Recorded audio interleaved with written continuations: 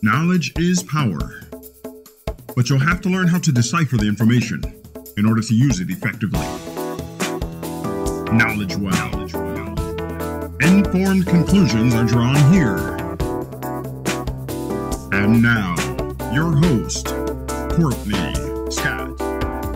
Good evening. Thank you for tuning in today to Knowledge Well Media. This is Courtney Scott, and today is January the 3rd of 2017, the very beginning of the year, looking for exciting things to happen, and just trying to stay on top of the events and report them and analyze them and present them to you on this forum. And I want to, as usual, thank you for tuning in. We're going to be continuing with the news source, who I refer to as Ken. I will be, like I said before in the other post, I will be disclosing more information as the days go by and as I further vet him for accuracy and things from his blog. But we're going to dive right in. I won't make this a long recording, but I do find his research very interesting. If it weren't so, I wouldn't be reporting it to you. But we're going to pretty much pick up where we left off. I think it's around the 27th of December that I stumbled upon his blogs. And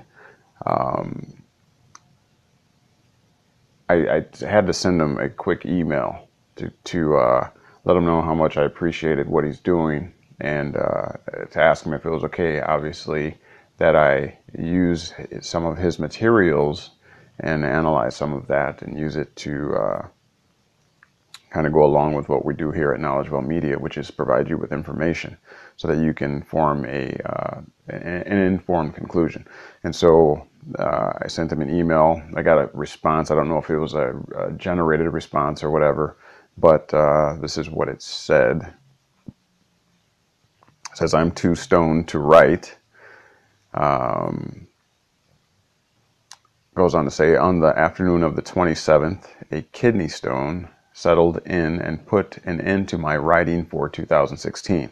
Once it passes and these brain-numbing pain meds wear off, perhaps I can get back to work. Until then, keep an eye out for some big event or announcement, vis Syria, or vis Syria. Russian hacking and or Trump next week," meaning this week here. So that definitely piqued my interest. I appreciate the fact that he responded and generated this little heads up here. He added a PS here the same day on the 27th. "I just recognized an interesting supplement of the globalist script for our current situation. And since my stone is aching, let me get straight to the point. The Obama administration has suggested that it will initiate cyber attacks against Russia as retaliation for their supposed election hacking. And at first, Russia vowed a reciprocal response. Had the Russians stuck to this, it would have created the public expectation of a Russian cyber attack. And the U.S. could have used that expectation as cover to launch a false flag cyber attack, such as one, against the U.S. power grids, to blame on Russia. Putin later backtracked and said Russia would not retaliate, thus denying the U.S. easy cover for the false flag. These developments will be used in the propaganda to come. If the false flag goes forward, they'll use Putin's peaceful response as proof of his lack of motive for staging the attack. And if the attack is canceled, they'll later reveal it as yet another way the masterful Putin avoided the snares of his adversaries." I don't know what's going to come of these threats because of cyber attacks and things against Russia. It's clear that Russia had nothing to do with hacking the DNC portion of the election process and things like that. It's clear that they're trying to strike up, by they, I mean the Obama administration and the Democrats are trying to strike up some kind of animosity, some kind of, obviously because it's election season, and as I put in the earlier report about the differences between terms used such as multilateral and unilateral, and how they refer to different sections or divisions of the New World Order. So if you want to look into that, you can refer back to my earlier reports and posts. But moving on, there's a lot of interesting stuff, and I kind of want to go through his material more, reading it, and giving a little analysis here and there, but more reading it and letting it speak for itself, because these are as I call him, his words and his analysis of what he sees and what he sees may be coming. The heading on this next section here: why the globalists will ultimately blame Erdogan for the assassination of the Russian ambassador. It says, it is clear to anyone with common sense and the courage of his or her convictions that the assassination of the Russian ambassador was a faked event. So why would the globalists do it? What are they trying to accomplish? Let's look to the clues to find out. Clue number 1. The assassinations came only 3 days, the assassination, singular, came only 3 days after Obama warned that America could retaliate for Russia's supposed hacking of the U.S. presidential election. Clue number 2, Turkey connected the ambassador's assassin to U.S.-supported groups, Al-Qaeda and the Gulenists, shortly after the event. And al-Nusra, an Al-Qaeda offshoot, has supposedly claimed a responsibility for the attack. So on the surface, it was made to look like the U.S. killed the Russian ambassador via proxy, and since Russia's obvious response to such an attack is to aggressively retaliate, the next American provocation in Syria, such as a bombing against Syrian forces that kills a Russian military advisor, could lead to a Russian counterattack against U.S. forces. The assassination thus gives the pretext to touch off a direct U.S.-Russia war in Syria. So who would benefit from a direct U.S.-Russia war?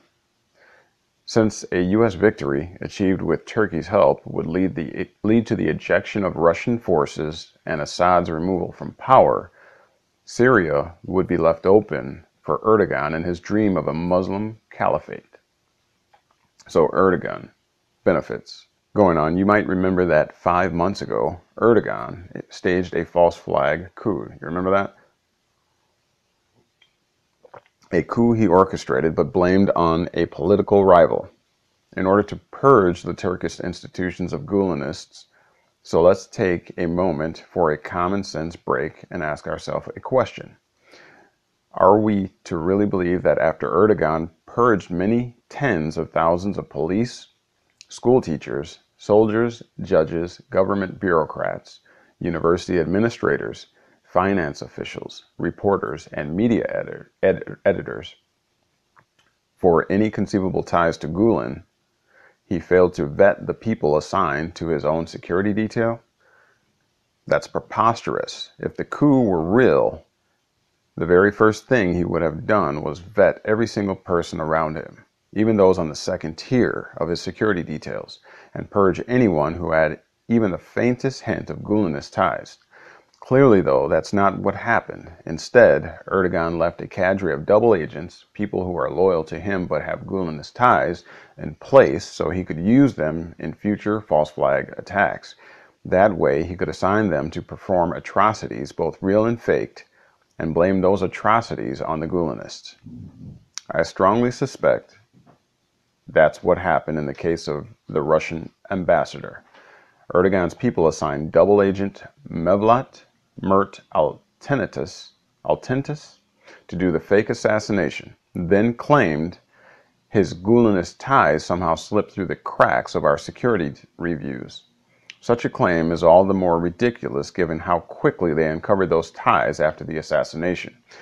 In reality, Altentus was assigned to Erdogan's security detail because he was a trusted agent of Erdogan.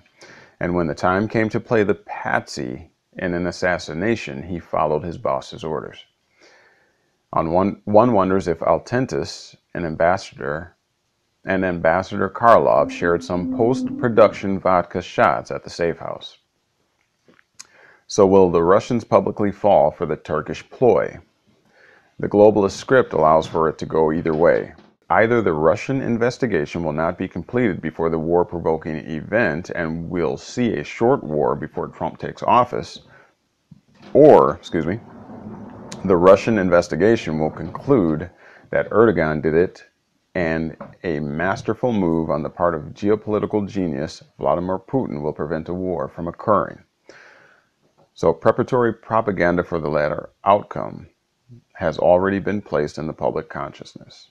Also, I want to tell you, we know with the uncertain times in the financial and economical sectors that there is really no surety, in the U.S. dollar. We see that in the last 100 years, the American currency has lost over 98% of its value. Now, there is a way to hedge your assets and your worth and your wealth, and that is, of course, in the time-tested precious metals, such as silver and gold. There's multiple ways to get your hands on some, but one way I have here that I use is with Gold Money, and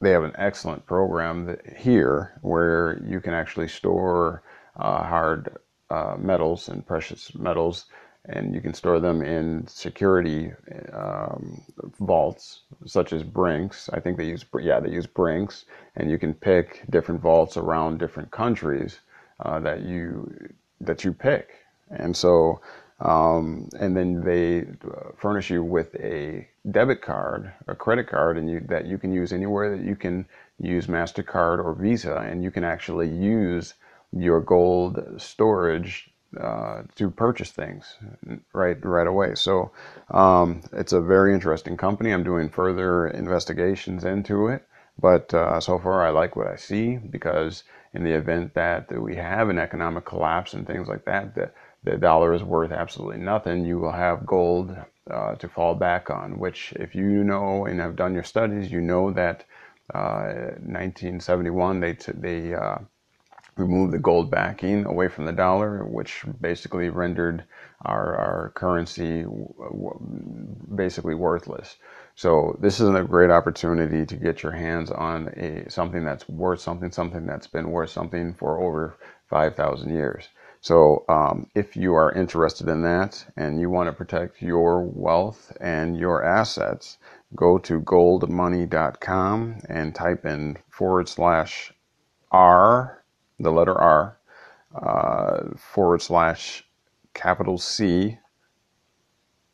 lowercase w, uppercase V as in Victor, type in 1, lowercase b, and uppercase A.